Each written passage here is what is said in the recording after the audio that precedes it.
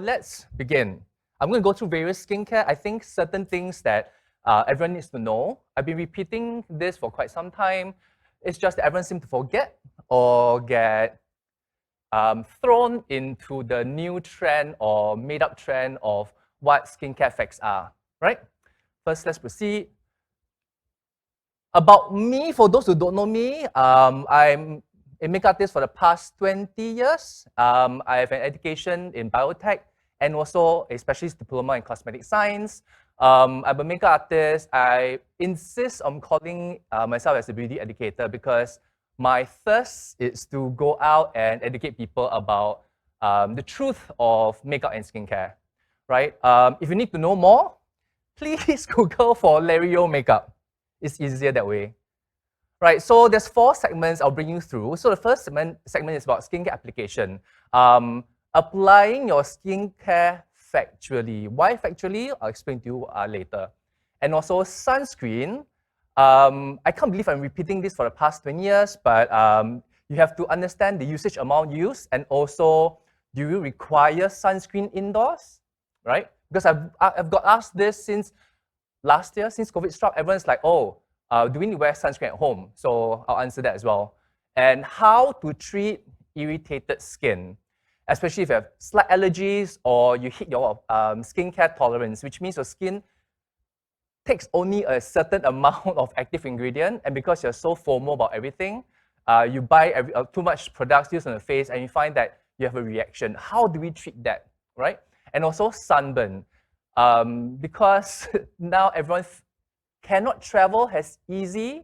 Some of you out there like to do your sports under the sun, like cycling or go to the beach and suntan. How to treat that sunburn situation, right? And vitamin C, yes or no? And obviously, which type of vitamin C is for you? So for skincare application, it is very vital that you understand it's taking a product and putting it on your face. The thing I'm bringing through is it's going to be very factual and not telling you legendary stories or weaving tales of how you should apply skincare to defy the law of physics. Why do I say that? Because I've known people who apply skincare in interesting way. Oh, you don't press downwards, must always press upwards. Down or up is no difference because gravity pulls the face down. The other thing is I've seen people applying skincare like this. They invert themselves and they apply it. Oh, that way I won't drag my face. So if you do it invertly and apply, so what's the difference? You're dragging your face upwards. Then we get what? Reverse wrinkles. So the true fact, always make sure your skin is dampened or slightly damp before you apply your toner or serum. Why? This is very beneficial for those of you out there who has slightly more drier skin. For those of us oily skin, we don't really find the difference. And also, you're lucky that because we live here, we don't feel that difference itself. If you go to a colder climate, or some of you out there like to apply your skincare in air conditioning room, I'll suggest dampen the face first. So dampening means either you spray a mist of water. Some brands have this water mist, up to you, can use that. Or even just after you shower, you take a piece of cloth, you blot your face. Blot means like this, right? So leave a bit of moisture behind and then use a toner or serum immediately after. That will be easy because what you do is every toner and every serum itself has humectants. And because the face has a bit of moisture on it, you're actually grabbing and capturing the moisture that's left outside on the skin. And by doing that, you find your skin plump up easier. And also, by doing that itself, you find that there's this very nice glow to your skin. It's not about applying 10,000 toners or serum. It's about getting the right moisture for your skin. And after you apply, there should be a slight tackiness to it. Then your skin is supple. Why they say toner or serum? Not everyone needs a toner. Serum, some of you out there are too lazy to apply serum, right? So at least one step, the skin can be damp. Cotton pads or hands? Cotton pads is a very traditional method that you use because due to the formulation that's slightly different in the 80s and 90s, that far back. I would say depends on formula you use yourself. If you use a toner which has acid in it, or toner with alcohol in it, use a cotton pad. In that one stroke, you can just sweep through the skin. And when you use cotton pad itself, always go one direction, hold it, and sweep up. Some newer trends recent is that some of you out there like to follow K-beauty, where they take a very big sheet of cotton, very thin sheet of cotton, and then you put your lotion and put it on the face like a cheek mask. That is fine. It's up to you. It's the same method go as well. Just apply on. For me, I prefer hands, is because with your hands, it's a bigger portion. And when you massage upon the face, your fingertips are very, very sensitive. You can feel wherever it's a bit more flaky, a bit patchy, and then you massage over again. As simple as that. All right? And next is massage. Massage is vital because while you massage is, you use your hands to massage on, you feel it's dry, it gives this plumping action. Once the plumping action starts, right, you find that you get this glow without having to over-apply products. There's this freshness. You want that massage so your skin will feel and look glowing, right? Let me demonstrate to you. So I'm using Aslep Active Calm Lotion. What you do is, just take it. For me, I don't like to use cotton pads, so I'll do this. I'll just pour my hand. It's a more viscous lotion form. I'll do this and spread. By spreading out, this becomes your cotton pad because it's a bigger surface area. And doing this, and just massage across the whole face. I'm not doing it with my whole face now because I'll remove my makeup and all of you get scared. So I'm going to use this and just massage it through and massage across the face, right? When you do this, you'll find that the whole palm will have a sensorial feel of where is it rough. And where if it's rougher, for example, the nasal fold area is very rough, just use your fingers and massage it on. And then the same thing, go to your neck and massage it on. Everyone keep forgetting this spot. I don't understand. Here and back of your neck, right? And even the back of your ears. That is vital as well, right? Just one hand dry. Next is sunscreen. This is my pet peeve and my pet subject as well. Because when you apply sunscreen, it should apply enough to have ample layer on your skin, to feel a layer, to have a consistent texture upon the skin itself for maximum sunscreen protection. Well, how sunscreen works is by forming a layer on the skin. So you need to feel that layer. If you're using that method where you dab and start spreading, frankly, it's useless because you'll find that it's not enough. And sometimes you don't apply enough, you keep rubbing too hard, you'll break your sunscreen up. Once you break the layer up, it'll give you inconsistent sun protection, UV protection. And let's go down there. It's like physical or chemical sunscreen. It's a marketing thing for now because the more research we have learned, we realize that both physical and chemical sunscreen are very, very similar. And now there's a mixture for maximum protection, a broad spectrum. Normally, they even mix the physical and chemical sunscreen. And there's even new formulation of better UV filters. So some acts like physical sunscreen, but they are chemical sunscreen. Basically, both type works really well, and both type works the same, exactly the same. Physical sunscreen also absorb UV. In older times, some people insist that physical sunscreen reflect your UV. It only reflects 5%. The rest of it is absorbed by the physical sunscreen, all right? And then the most important thing is to pick one that you like. This is most important, what you like, because what you like, what you tend to use every day. Not because of trend, but what feels good on the skin and what you use every day. And some people will say that, oh, what if we mix sunscreen? Okay, I like this texture, I like this texture, and then mix. If you mix sunscreen, it'll break up the film former, and what happens? Once it breaks the film former, your sun protection will drop. And you end up having zero protection. Well, not zero, but minimum protection. Because each sunscreen is formulated for its own stability. You cannot mix two separate sunscreen together. All right, now will lead to how much to use for yourself. So for me, there's three distinctive methods. Most dermatologists will use a certain method. They'll suggest that you do this. You squeeze out from here to here, 2 fingers. Some people, big kiasu, they use 3 fingers. So you squirt it out, and then you spread across the face. For me, I like to do is, I'm going to use the Aslep Sun Shield Aqua, right? What I like to do is, there's various ways to do it. If your sunscreen is more creamy and more slightly thicker in texture, I'll use the digit hand, this part here, this digit here, to squeeze out. So I'll show what I mean first. You got to coat it literally like this. Wow, yeah. This amount. Everyone's like, oh, so much. No, it's not a lot. It's actually just nice. The other amount is for you, for those of you who are quite fair or burn easily, or you find that your skin, your sunscreen is a bit more watery. What you do is, I'm just going to continue to transfer it here. Okay, and you'll apply it a V shape. If it's watery itself, you apply a V shape on your hand. So it's literally like this. Let me swipe it out, yes. Yep, a V shape like this. All right, this is the amount you do. And then what you do is simply spread out. From the center of face, you spread it out and spread it out to your neck, behind your neck, and then back to the ear as well.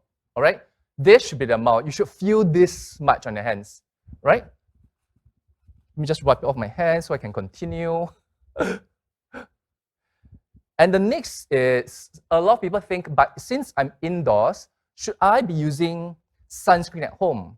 Obviously, yes, because we are in a equatorial climate. So you should try to make sunscreen application a habit. Unless you live in a dungeon or underground, then you can directly skip sunscreen. But does UV rays come through your window? It's not only the window plane, but also the reflection as well. So it's calculated by the amount of exposure you have and bounce through it, bounce in. So I suggest sunscreen every day would be the best. All right, sunscreen every day is very vital because UV damage is cumulative. Let me move to the next one. How do we treat irritated skin? With irritated skin, you have to remember that irritated skin means inflammation. Suddenly, there's a lot of bumps coming out. Sunburn is considered irritated skin, right? So how do we treat sunburn? Take a really cool, quick shower just to rinse away the heat. And then while your skin is damp, use a paper mask and put a toner into it and use it as a mask itself. I'm going to show you with what I brought. You know how you go to a certain $2 store and you have this like paper mask like this, right? So I can do this is just take it, tear it open,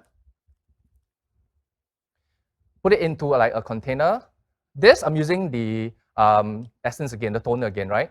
The lotion essence. So I'll do is I'll squirt it in, oops, and fill up to the maximum and covering the mask. And what it does is magically will come out. So it's like those you go to the high-end Japanese restaurant and they have like this, they put the paper and pour cold water, it squirts up, right? It will swell up like this. And what you get is, immediately you get yourself a hydrating mask. So just by doing that, why I use a cotton paper mask is because the evaporation is higher. So when you do that yourself, you can immediately saturate your face with it and apply on, right? Put it on for like 5-10 minutes and take it away, and then spritz a bit of water away. That way, it will wick away a lot of the heat. The trick with sunburned skin is you have to take away the heat. Once you take away the heat, you'll find that the burning feels lesser, and you're more likely to feel more comfortable and less likely to burn, right? So the other thing you could try to check is your skincare. What is the new product you added in? Could it be the one that is triggering? Because some of you apply like 4 or 5 serums, and you find that your serums go special effects. Your skin goes blare and like literally red and sore. And you're like, oh, what happened? This is supposed to be good. But do remember that everyone has a tolerance level. You only hit a certain level. Once you hit too much, once you apply too much, your skin will tip over and it flares up. And different people have different reaction. All right? Oh, I got one question here is how to remove sunscreen. How to remove cleanser? Yes. Depending on personal self, if your sunscreen tend to be like the brand will claim that if it makeup primer or stuff like that, or it's sweat resistant and water resistant, I'll suggest using a makeup cleanser first and then a facial wash. Most facial wash can clean off most sunscreen, but just in case, I like to double cleanse is just to make sure that any remnants behind is just taken away. So makeup remover and your facial wash, or you can just double wash with your normal facial wash. It's fine, up to you. All right. So for skincare wise, always double check if, for example, some of you out there like to apply acids. Acid is great, it makes your skin bouncy, it clears everything out, and you find that everything heals faster, especially like your acne scars and stuff. But sometimes you use just a bit too much, your skin gets a bit sore. You'll feel that soreness, that if this is this very strange, like you graze yourself upon a rough texture, upon the skin itself. That way, drop immediately the acid and do not use any form of acids for or retinols for the next 2-3 weeks before the skin come down. All right? And how do we soothe the skin? So soothing the skin is very vital because if the skin is irritated, you're not going to use too much on it. So drop all your skincare. And what I like to do is on clean, damp skin, I like to use Aslec Active Calm serum first. Oops. And then followed by the cream. On clean, damp skin. So this one itself has a bit of everything inside, this a skin calming agent. So it has panthenol, it also has niacinamide, and also other extracts that bring that inflammation down, that bring that irritation down. So just use a little bit, just one pump, and just stick it, and just massage upon the skin area. You'll be fine, okay? And why I don't use the toner? Because the skin is irritated. The toner sometimes has a vibration feel, and once it evaporates, the skin will have this slight biting feeling. And after you apply that, once it's slightly damp again, a bit tacky, you're going to use like the Hydra cream, the Active Calm Hydra cream, to pump over. So what you use over is, once it's very watery, right? Use a thin layer and gently spread. Remember, your skin is irritated. You're not going to rub it in. You're just going to spread it gently to apply, to glide across the skin. So one whole layer first, let it sit in properly. And once it's slightly dried out, use a second layer. Yeah, use a second layer. But this time around, use double the amount. Spread it upon your hands and apply across the whole face. And leave it to work its magic. For those, when you apply anything on your face, because your skin is so ultra irritated, you find that the skin burns, right? This biting feeling. Literally drop everything and just use water to splash or wash off your whatever on your face, splash with water, and then finish up with Vaseline. Vaseline will prevent air from touching the skin. In that way, your skin will be so irritated. Okay? So next, let's move to vitamin C. Wow, I talk really a lot. With vitamin C wise, I forgot to press as well. With vitamin C, yes or no, it depends on different people. Not everyone can use vitamin C. So you have to always try it out. But let's dive into the vitamin C information. So vitamin C, there's vitamin C and vitamin C derivative, right? So ascorbic acid is vitamin C. In skincare, it should be vitamin C. But the rest of it, right, all derivatives of what vitamin C is. It's ascorbic, it's called ascorbic glucoside. There is like magnesium ascorbic phosphate. All are not actual vitamin C. But marketing term might use it as vitamin C. There's only one form of vitamin C, is ascorbic acid, right? It's a long history of vitamin C usage, and that is one of the best and well-researched active ingredient in the skincare industry. The purpose is depending on the structure that is being used. It normally combat pigmentation, your lines, can reduce fine lines. On some people, it will even increase your bounciness upon the skin, because once you regenerate collagen, the skin will be back its original, not original, but more improved bounciness. All right. It also improves your UV protection. So as sunscreen goes on, vitamin C beneath the cell form another layer of UV protection, because any radiation that penetrates through is absorbed by vitamin C, right? It is also anti-irritation, depending on how irritated your skin first. And also it targets your skin condition, and in some of the ingredients, in some of the different structure, it helps your acne, right? And if vitamin C is for you, it varies to different people, so not everyone needs a vitamin C. It depends on what you require. And on some dry skin types itself, certain forms of vitamin C works better because of its structure and how oil soluble it is, right? And also depends on your tolerance. Not everyone can take high vitamin C. Some vitamin C might work, some vitamin C might not work for you. And other alternatives would be like your niacinamide, your panthenol. They're all alternatives to your antioxidant layer that protects your skin. Okay, wow, that was a what? Thank you very much. I hope that was enough information.